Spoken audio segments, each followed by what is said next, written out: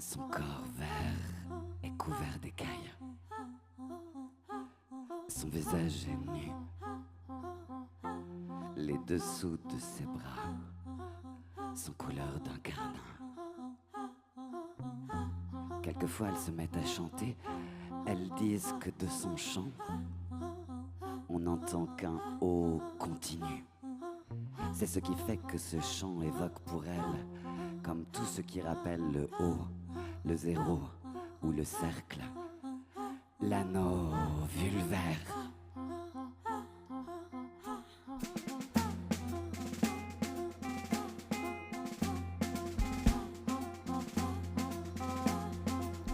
Au bord du lac, il y a un écho. On s'y tient avec un livre ouvert, dont les passages préférés sont redits de l'autre côté par la voix qui s'éloigne et répète. Au double écho, Lucie Moore crie la phrase de Fénarette.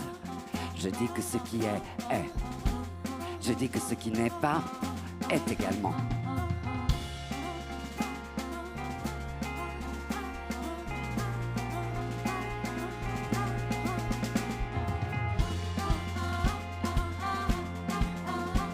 Quand elle reprend plusieurs fois la phrase, la voix dédoublée, puis triple, superpose sans cesse ce qui est et ce qui n'est pas.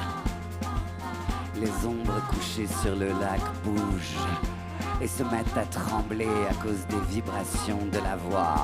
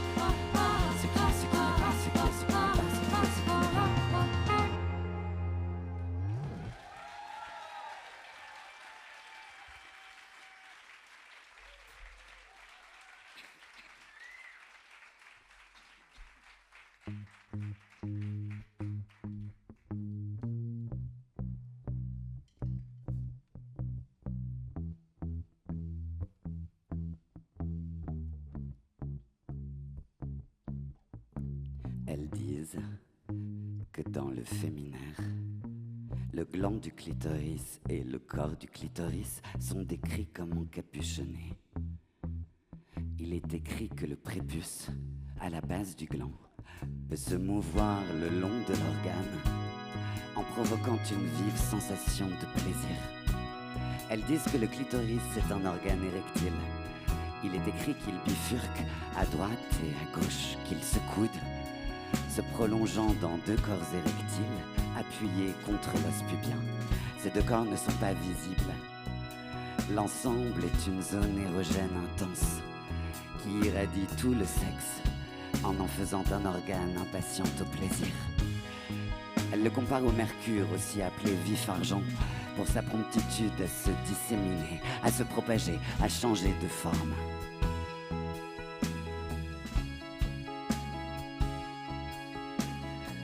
Elles disent qu'étant porteuses de vulve, elles connaissent ce qui les caractérise.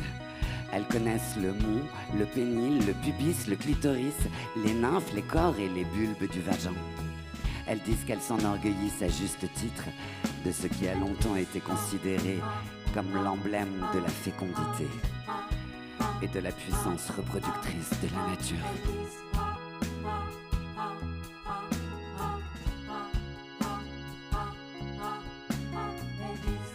Elles disent que le clitoris a été comparé à un noyau de cerise, un bourgeon, une jeune pousse, un sésame décortiqué, une amande, une baie de myrte, à un dard, au canon d'une serrure. Elles disent que les grandes lèvres ont été comparées aux deux valves d'un coquillage. Elles disent que la face cachée des nymphes a été comparée à la pourpre de Sidon, au corail des tropiques. Elles disent que la cyprine a été comparée à l'eau de mer iodée, salée.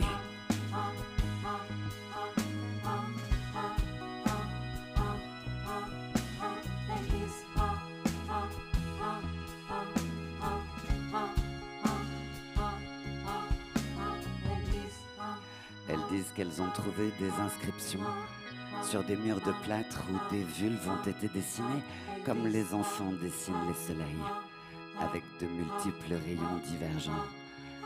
Elles disent qu'il a été écrit que les vulves sont des pièges, des étaux, des tenailles.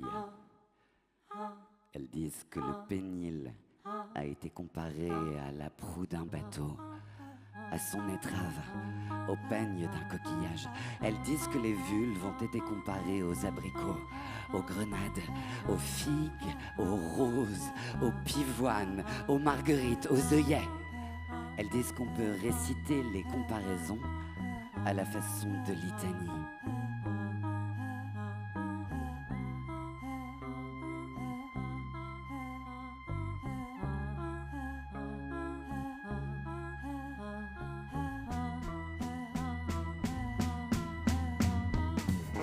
Il y a aussi des légendes où les jeunes femmes ayant dérobé le feu, leurs vulves en ont été les porteuses. Il y a l'histoire de celle qui s'est endormie 100 ans pour s'être blessé le doigt à son fuseau, le fuseau étant donné pour le symbole du clitoris. À propos de cette histoire, elles font beaucoup de plaisanteries sur la maladresse de celles à qui les précieuses indications d'un féminin ont manqué.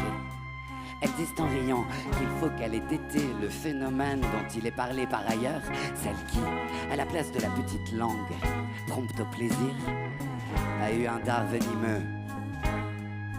Elles disent qu'elles ne comprennent pas qu'on l'ait appelée la belle au bois dormant.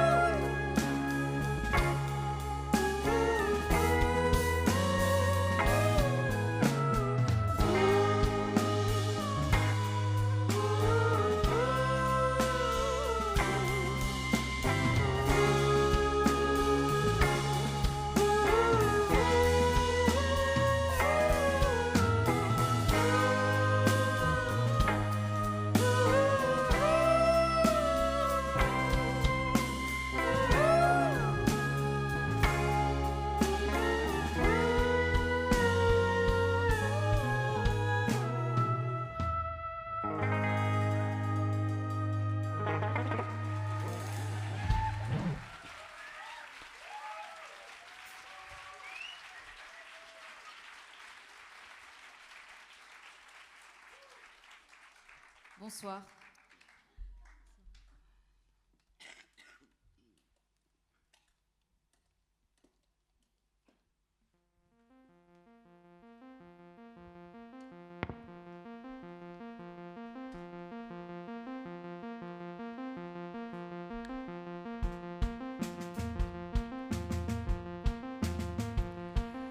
disent qu'elles ont trouvé des appellations en très grand nombre pour désigner les vulves. Elles disent qu'elles en ont retenu quelques-unes pour leur amusement. La plupart ont perdu leur sens. Si elles se réfèrent à des objets, ce sont des objets à présent tombés en désuétude. Ou bien il s'agit de noms symboliques, géographiques. Il ne s'en trouve pas une parmi elles pour les déchiffrer. Les comparaisons par contre ne posent pas de problème. Par exemple quand on a comparé les nymphes à des violettes, ou bien les vulves dans leur aspect général à des oursins, à des étoiles de mer. Des périphrases telles que sexe aux doubles embouchures sont relevées par les féminaires. Les textes disent également des vulves qu'elles ressemblent à des ulves, à des volutes. C'est un œil enfermé dans ses paupières qui bouge, qui brille, qui s'humidifie. C'est une bouche avec ses lèvres, sa langue, son palais rose. Les féminaires, outre les cercles, les anneaux, donnent pour symbole des vulves les triangles coupés d'une bisectrice, les ovales, les ellipses. Les triangles ont été figurés dans tous les alphabets par une ou par deux lettres. On peut styliser les ovales ou les ellipses sous forme de losange ou bien sous forme de croissant de lune, c'est-à-dire des ovales partagés en deux. Ce sont les mêmes symboles sur les bagues ovales dont les chatons entourent des pierres de toutes les couleurs. D'après les féminaires, les bagues sont contemporaines des expressions telles que les pierres, les bijoux, les trésors, pour désigner les vulves.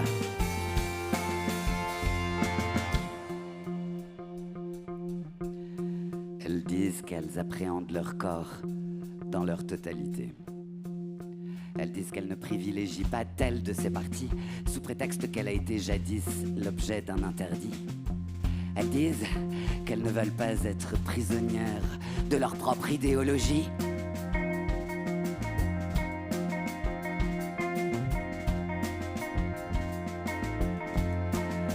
Elles disent qu'elles n'ont pas recueilli et développé les symboles qui dans les premiers temps leur ont été nécessaires pour rendre leur force évidente.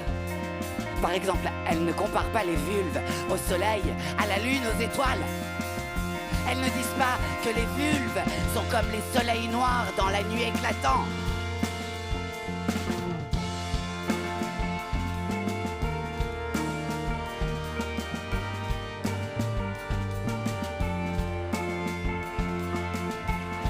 Elles disent qu'elles ont appris à compter sur leur propre force. Elles disent qu'elles savent ce qu'ensemble elles signifient. Elles disent que celles qui veulent transformer le monde s'emparent avant tout des fusils. Elles disent que celles qui revendiquent un langage nouveau apprennent d'abord la violence. Elles disent qu'elles partent de zéro. Elles disent que c'est un monde nouveau qui commence.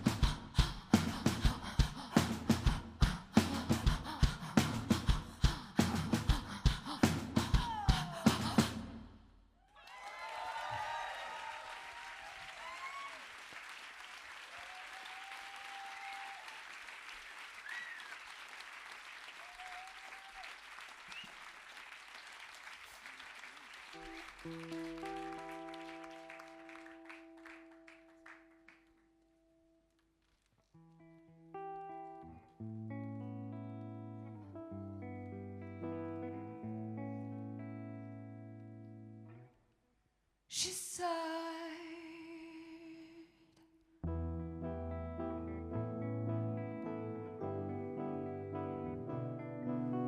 She sighed.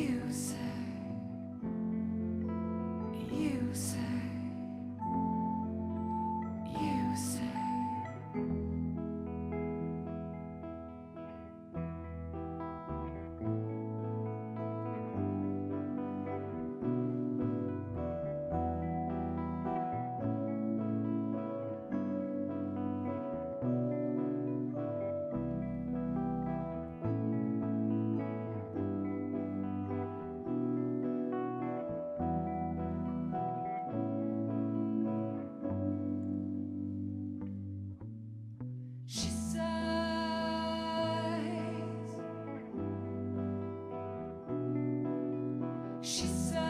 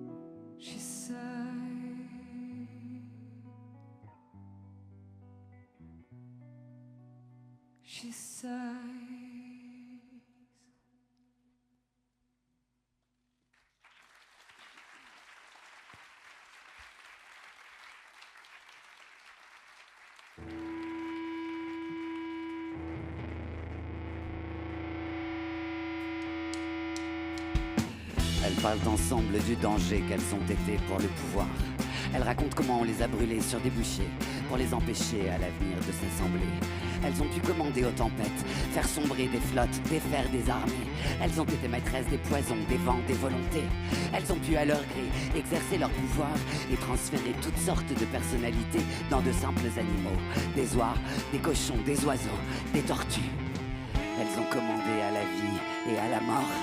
Leur puissance conjuguée a menacé les hiérarchies, les systèmes de gouvernement, les autorités. Leur savoir a rivalisé avec succès avec le savoir officiel auquel elles n'ont pas eu accès. Il l'a mise au défi, il l'a prise en défaut, il l'a menacée, il l'a fait paraître inefficace. Aucune police n'a été trop puissante pour les traquer, aucun supplice trop brutal, aucune délation trop opportuniste, aucune armée n'a paru trop disproportionnée en force pour s'attaquer à elles une par une et les détruire. Elles alors entonnent le chant célèbre qui commence par « Malgré tous les maux dont ils veulent m'accabler, je reste aussi ferme que le fourneau à 3 pieds. »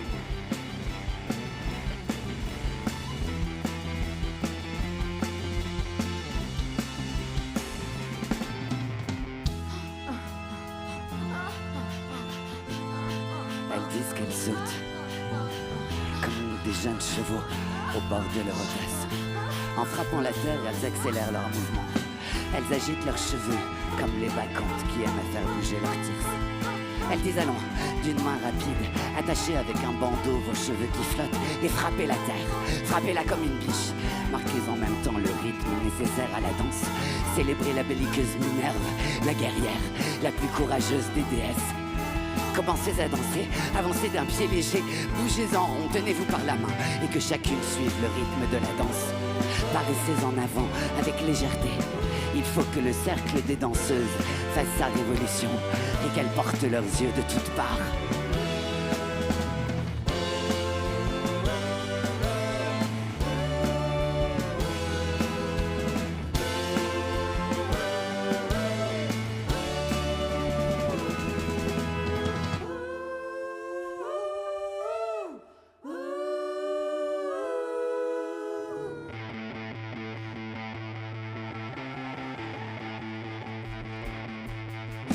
East and West, you're not the best. East and West, come on and dance. East and West, is it the dance? East and West, come on and dance. East and West, you're not the best. East and West, come on and dance. Trying to become an it's a fucking West End. All these men are mad, but we have to be quiet. It's not the sin, it's a sham, it's a pretty fucking we have a wish we have a wish we have a come Mr. Man, you're gonna see what I'm in. You're gonna put for your shit. You're gonna scream, you're gonna beg, you're gonna scream. Come Mr. Cool, you're gonna see that fool. You're gonna put for your cool. You're gonna you're gonna you're gonna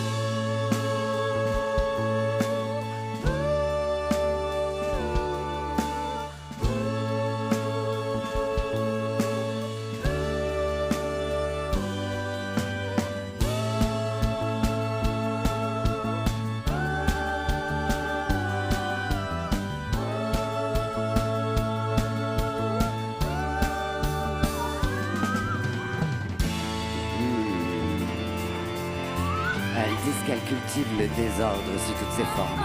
La confusion, les troubles, les discussions violentes, les désarrois, les bouleversements, les dérangements, les incohérences, les irrégularités, les divergences, les complications, les désaccords, les discordes, les collisions, les polémiques, les débats, les démêlés, les rixes, les disputes, les conflits, les débandades, les débâcles, les cataclysmes, les querelles, les agitations, les perturbations, les turbulences, les déflagrations, le chaos, l'anarchie.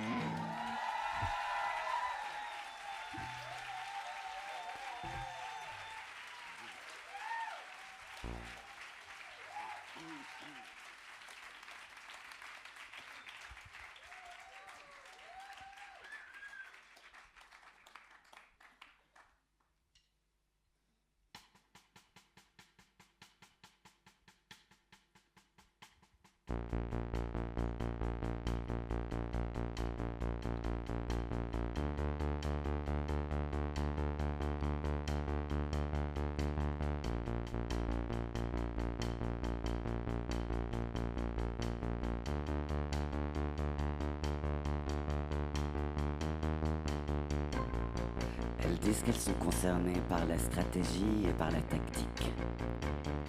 Elles disent que les armées massives, qui comprennent des divisions, des corps, des régiments, des sections, des compagnies, sont inopérantes. Leurs exercices consistent en manœuvres, marches, gardes, patrouilles. Ils ne donnent aucune vraie pratique du combat. Elles disent qu'ils ne forment pas au combat. Elles disent que dans ces armées, on n'apprend pas le maniement des armes d'une façon efficace. Elles disent que ces armées sont des institutions. On parle de leurs casernes, de leurs postes, de leurs garnisons. On parle de leurs trains, de leur génie, de leur artillerie, de leur infanterie, de leur état-major. Dans ce contexte, la stratégie consiste à faire des plans de campagne, la tactique, des opérations d'avance ou de retraite. La stratégie alors vaut la tactique, toutes deux étant à court terme. Elles disent que dans cette conception de la guerre, les armes sont difficiles à déplacer, les effectifs ne peuvent pas s'adapter à toutes les situations. La plupart du temps, ils combattent en terrain inconnu. Elles disent que l'audace n'est pas ce qui les caractérise. Elles disent qu'ils ne peuvent pas combattre avec précision, ils reculent ou ils avancent, suivant des plans dont la tactique et la stratégie leur échappent. Elles disent que ces armées ne sont pas redoutables, leurs effectifs étant recrutés, la participation n'y étant pas volontaire.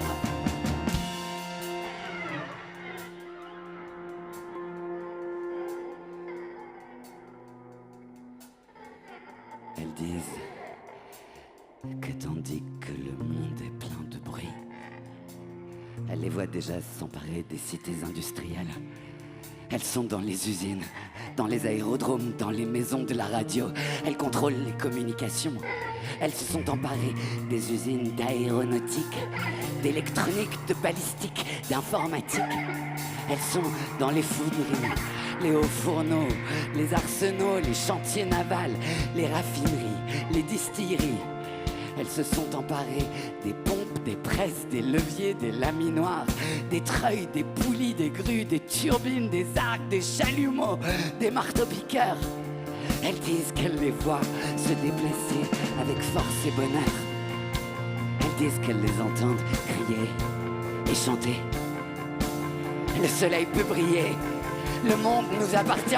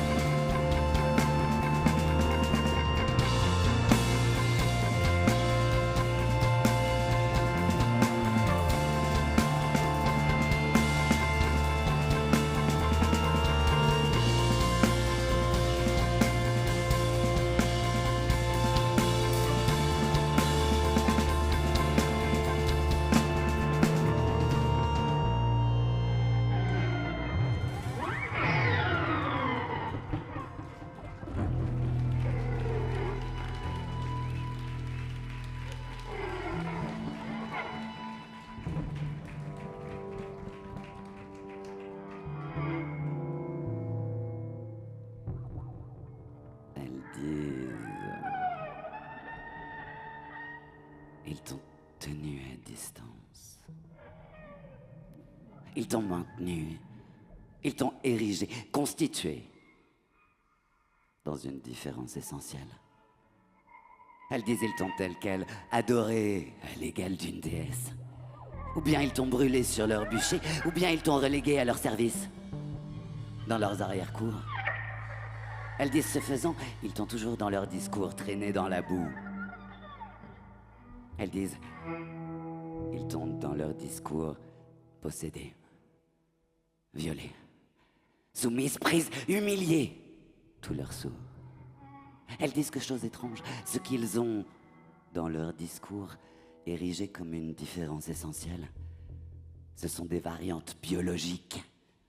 Elles disent ils t'ont décrite comme ils ont décrit les races qu'ils ont appelées inférieures. Elles disent oui, ce sont les mêmes oppresseurs, dominateurs, les mêmes maîtres qui ont dit que les nègres et les femelles n'ont pas le cœur, la rate, le foie à la même place qu'eux, que la différence de sexe, la différence de couleur signifie l'infériorité, droit pour eux à l'appropriation et à la domination. Elles disent oui, ce sont les mêmes oppresseurs, dominateurs qui ont écrit des nègres et des femelles qu'ils sont universellement fourbes, hypocrites, rusés, menteurs, gourmands, superficiels, pusillanimes, que leur pensée est intuitive et sans logique, que chez eux la nature est ce qui parle le plus fort, etc. Elles disent oui, ce sont les mêmes oppresseurs, dominateurs qui dorment couchés sur leur coffre pour protéger leur argent et qui tremblent de peur quand la nuit vient.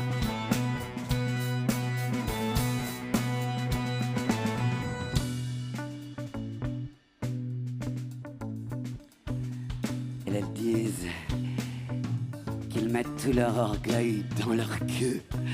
Elles se moquent.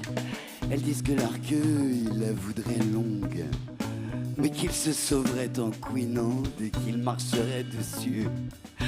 Elles s'esclavent et se mettent à imiter quelque animal saugrenu qui a du mal à se déplacer. Quand elles ont un prisonnier, elles le mettent nu et le font courir dans la rue en criant « Elle est ta verge, vergette, batoc, baguette, broche, brochette, verge de plomb ».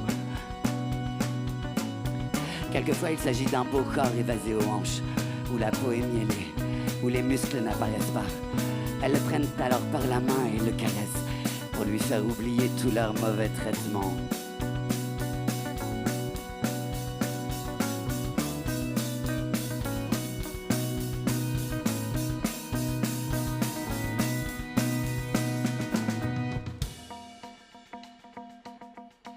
Elles disent « Esclave, tu l'es vraiment si jamais il en fut. » Ils ont fait de ce qui les différencie de toi le symbole de la domination et de la possession. Elles disent « Tu ne seras jamais trop nombreuse pour cracher sur le phallus. Tu ne seras jamais trop déterminée pour cesser de parler leur langage, pour brûler leur monnaie d'échange, leurs effigies, leurs œuvres d'art, leurs symboles. » Elles disent ils l'ont tout prévu. Ta révolte, ils l'ont d'avance baptisée révolte d'esclaves, révolte contre nature. Ils l'appellent révolte par laquelle tu veux t'approprier ce qui leur appartient, le phallus. Elles disent je refuse désormais de parler ce langage. Je refuse de marmotter après eux les mots de manque. Manque de pénis, manque d'argent, manque de signes, manque de nom. Je refuse de prononcer les mots de possession et de non-possession. Elles disent si je m'approprie le monde, que ce soit pour m'en déposséder aussitôt, que ce soit pour créer des rapports nouveaux entre moi et le monde.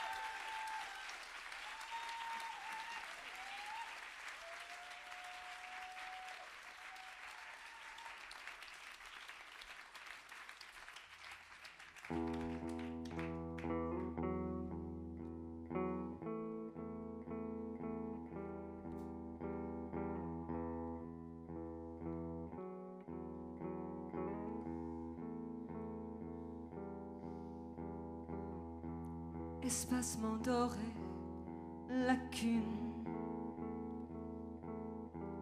Ils ont vu les déserts verts, on les rêve, on les parlera, les oiseaux de jet immobiles,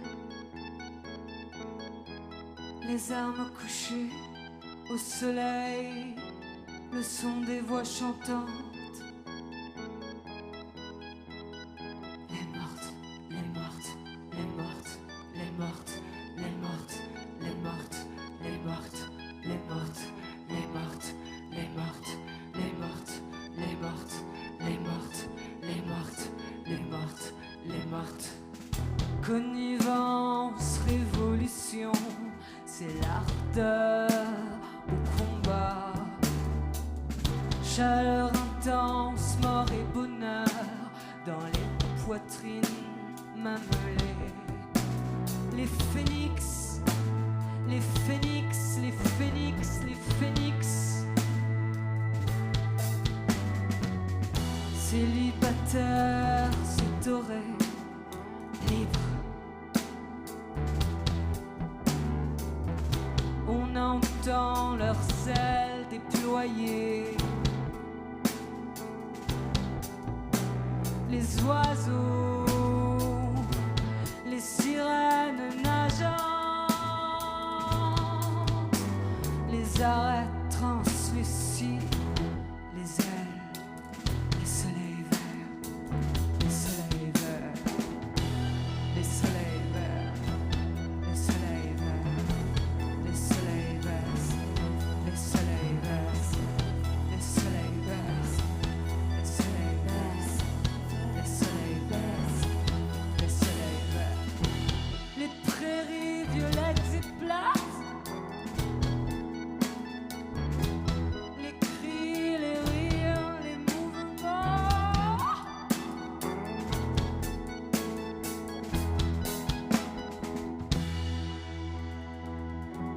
les soleils verts.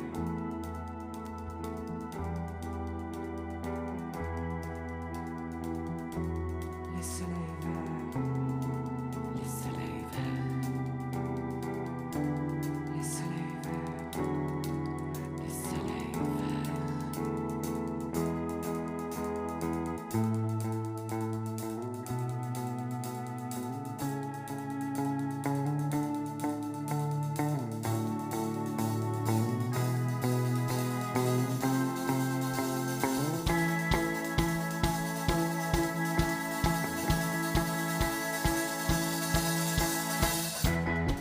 Elles disent malédiction. Malédiction, c'est par la ruse qu'il t'a chassé du paradis de la terre. En rampant, il s'est insinué auprès de toi. Toi, toi, toi.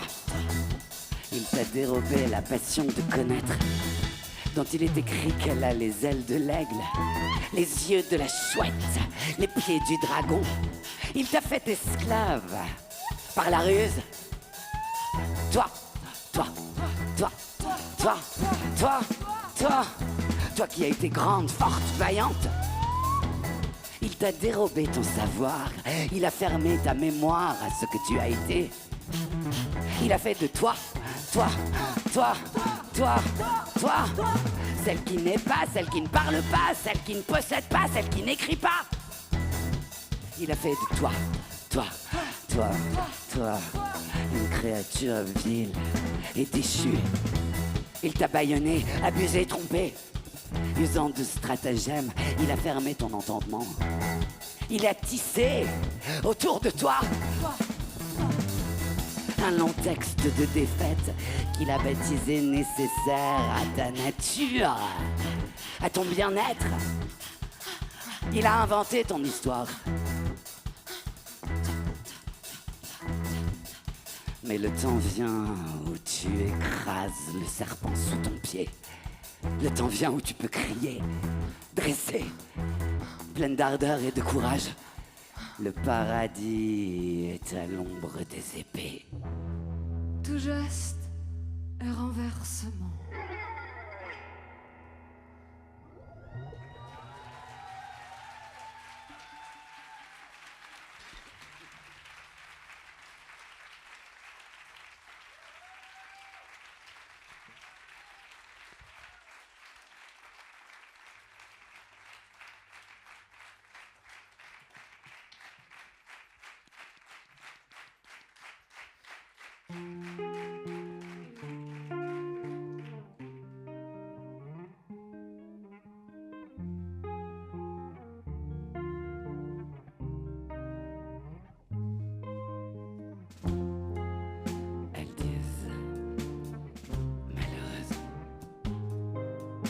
t'ont chassé du monde des signes.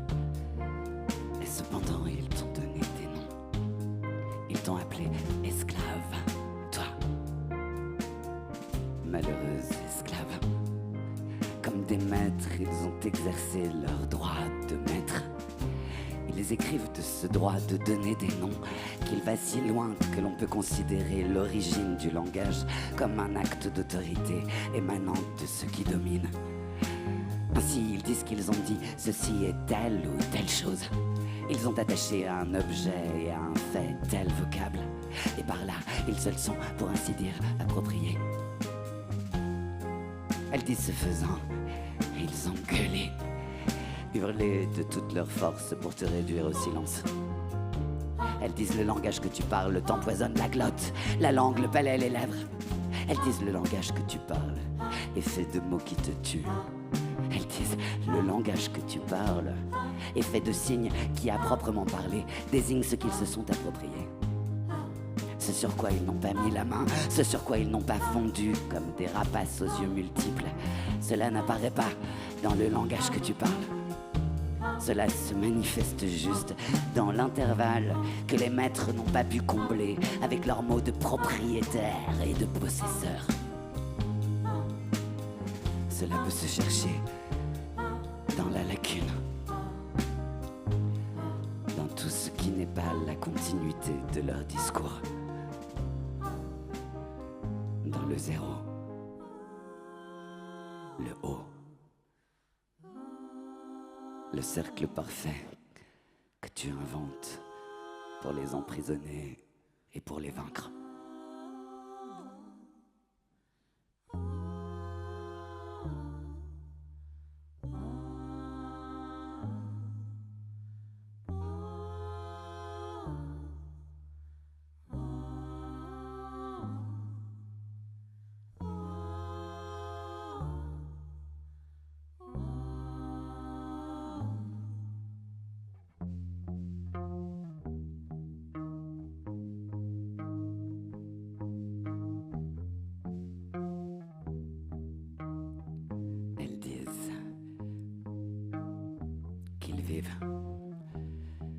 Qu'ils meurent.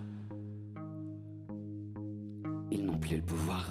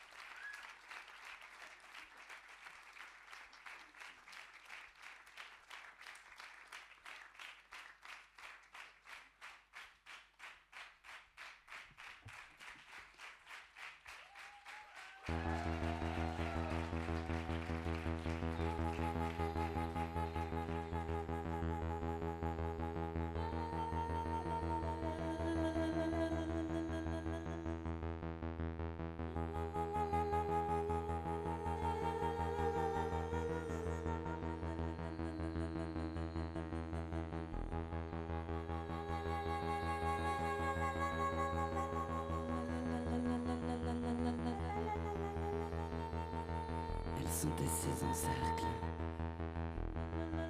Quelques-unes ont dégrafé leur tunique à cause de la chaleur. Leurs seins touchent leurs genoux.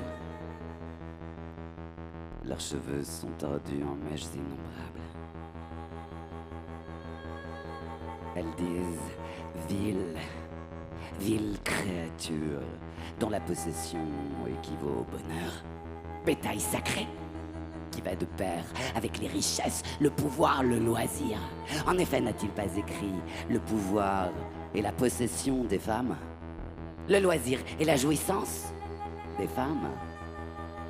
Il écrit que tu es monnaie d'échange, que tu es signe d'échange. Il écrit troc, troc, possession, acquisition des femmes et des marchandises. Mieux vaut pour toi compter tes tripes au soleil et râler frappé de mort que de vivre une vie que quiconque peut s'approprier. Qu'est-ce qui t'appartient sur cette terre? Seule la mort, nulle force au monde ne peut te la dérober. et raisonne. Explique-toi, raconte-toi. Si le bonheur c'est la possession de quelque chose, alors tends à ce bonheur souverain, mourir.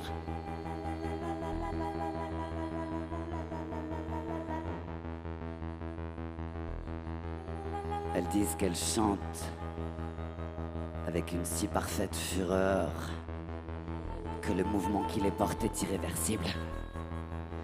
Elles disent que l'oppression engendre la haine. On les entend de toutes parts crier « Haine ! Haine !»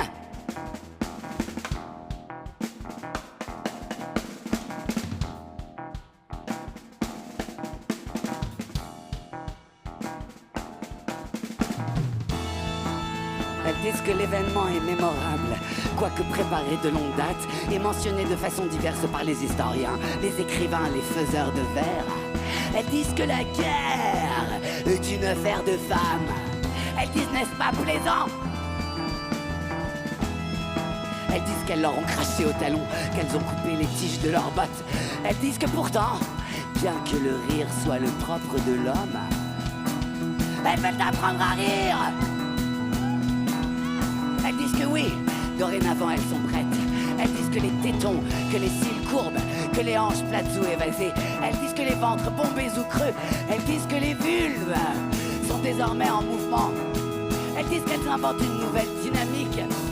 Elles disent qu'elles sortent de leur toile. Elles disent qu'elles descendent de leur lit. Elles disent qu'elles quittent les musées, les vitrines d'exposition, les socles où on les a fixées. Elles disent qu'elles sont toutes étonnées de se mouvoir.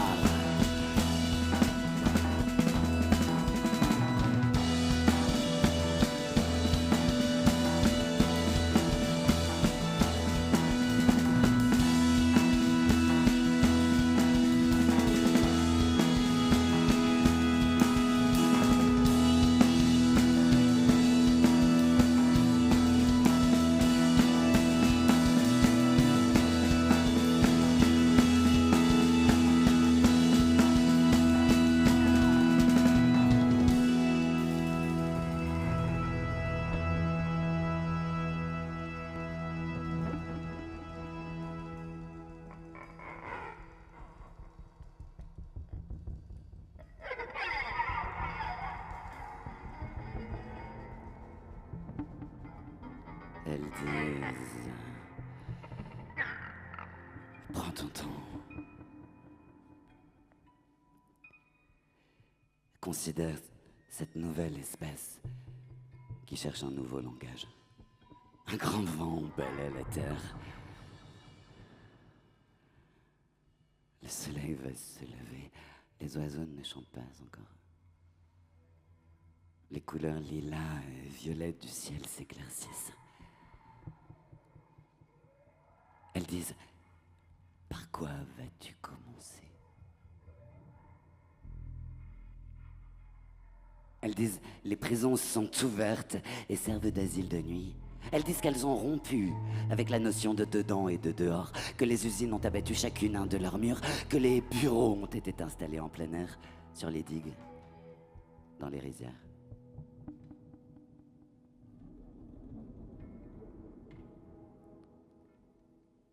Elles disent, on se trompe fort. Si l'on s'imagine que j'irais, moi, femme, parler avec violence contre les hommes quand ils ont cessé d'être mes ennemis.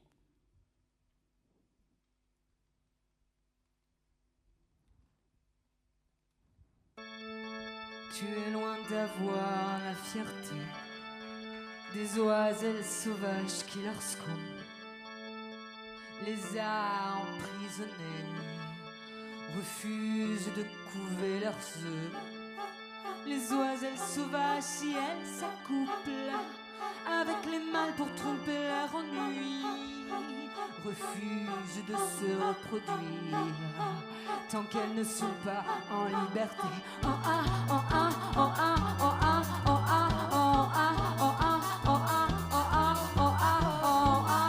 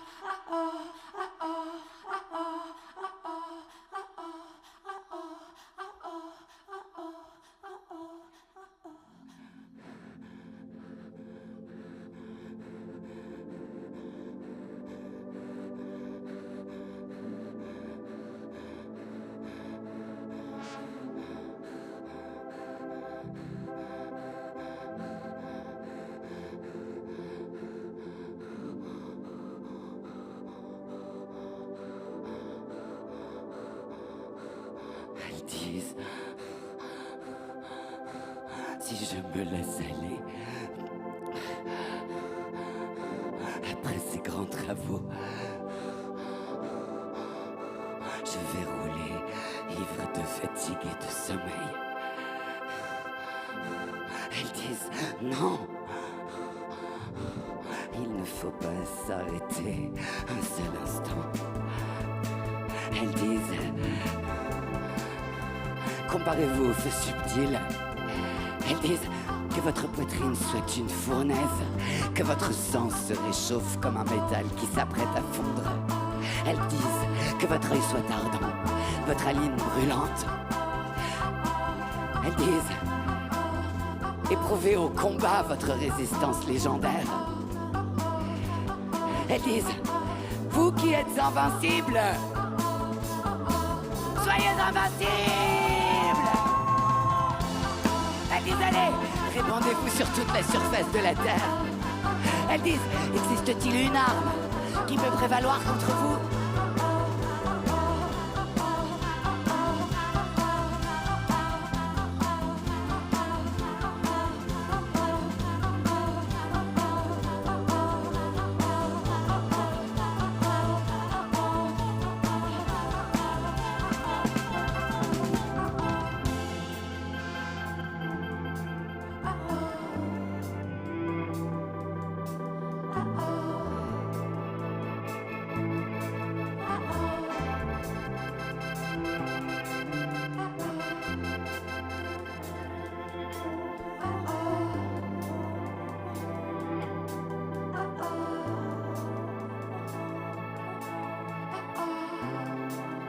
Mues par une impulsion commune, nous étions toutes debout pour retrouver comme à tâtons le cours égal, l'unisson exaltant de l'international. Une vieille soldate grisonnante sanglotait comme une enfant. Alexandra Ollantay retenait à peine ses larmes. L'immense chant envahit la salle, creva portes et fenêtres, monta vers le ciel calme. La guerre est terminée! La guerre est terminée, dit à mes côtés une jeune ouvrière. Son visage rayonnait. Et lorsque ce fut fini et que nous restions là, dans une sorte de silence embarrassé, quelqu'une, au fond de la salle, cria « Camarades, souvenons-nous de celles qui sont mortes pour la liberté !» Nous nous entonnâmes alors la marche funèbre. Un air lent, mélancolique, et pourtant triomphant.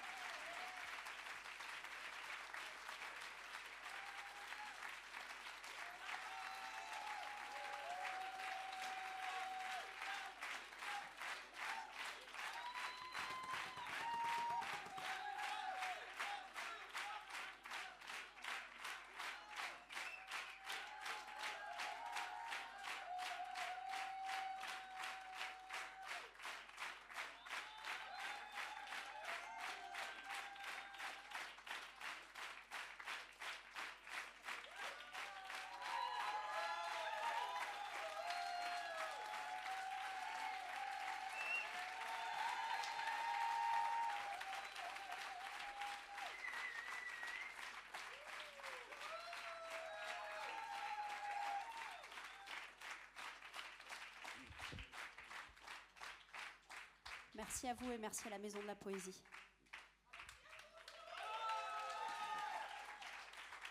Merci à Manu au son. À Patrick aux lumières.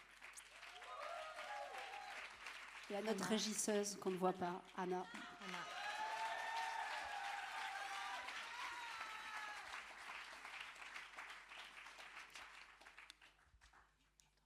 Et merci bien sûr pour ce texte qui nous a porté, qui nous porte tous. Merci Monique Wittig.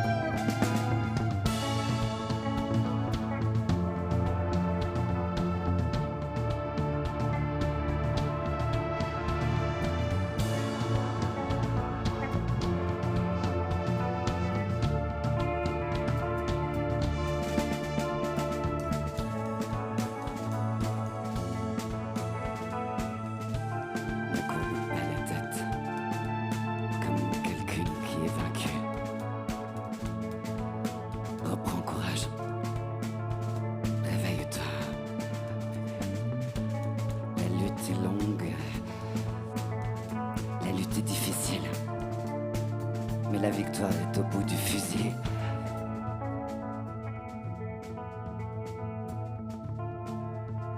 Ne courbe pas la tête. Ne courbe pas la tête. Ne courbe pas la tête comme quelqu'un qui est vaincu.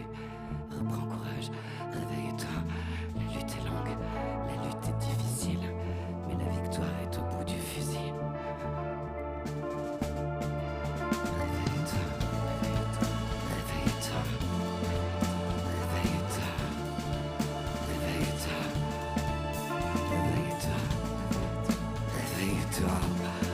Réveille-toi, réveille-toi. Ne courbe pas la tête. Ne courbe pas la tête comme quelqu'un qui est vaincu. Reprends courage. Réveille-toi.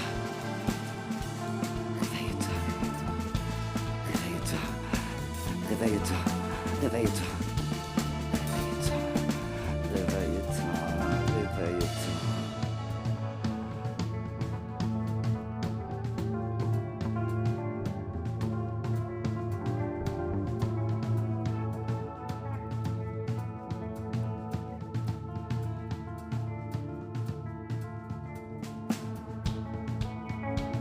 Pauline.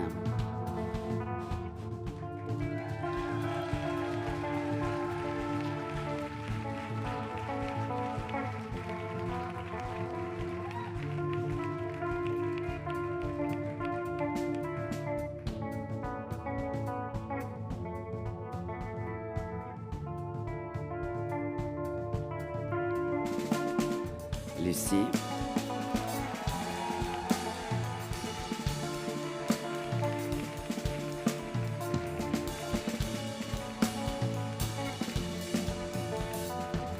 Narumi.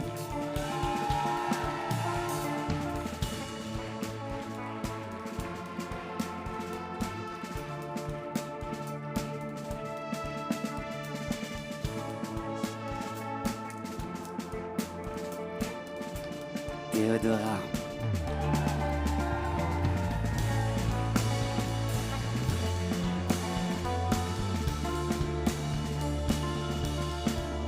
Anna!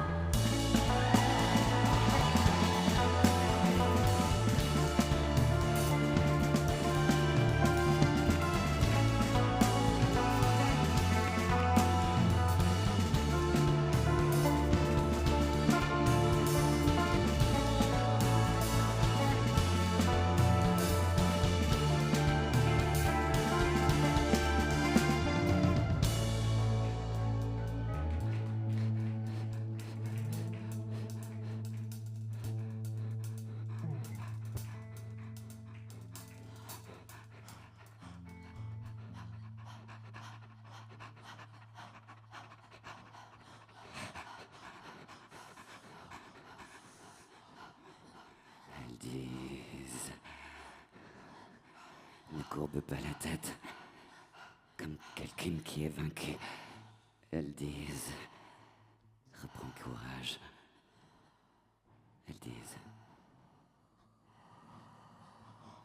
Réveille-toi. Elles disent... La lutte est longue. Elles disent la lutte est difficile. Mais la victoire est au bout du fusil.